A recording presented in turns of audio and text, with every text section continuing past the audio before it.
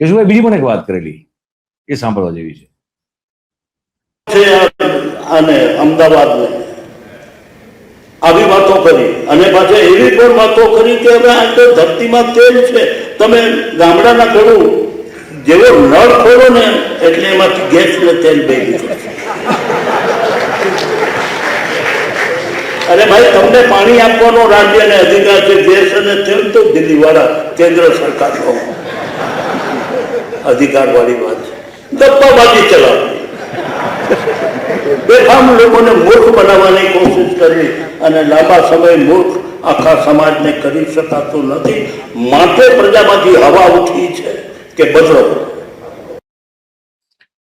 ખેર, લાંબા સમય માટે મૂર્ખ બનાવવામાં સફળ ગયા છે, એમાં ના નથી. એટલે કેશુ બાપાની વખતે આશા હતી, પણ એ આશા ઠગારી નીકળી. એની પાછળના ઘણા બધા કારણો હતા. હું માનું છું કે દિલીપભાઈએ 2 દિવસ પહેલા એક કાલચક્રમાં જ વિડીયો બનાવેલો અને એમાં ગોરધનભાઈ ઝડફિયા ને લઈને એમને એક 10-15 મિનિટની આખી પ્રસ્તુતિ કરેલી હતી. જો મિત્રોએ ન જોયું હોય તો એ લોકોએ એ વિડીયો શોધીને જોઈ લેવો જોઈએ.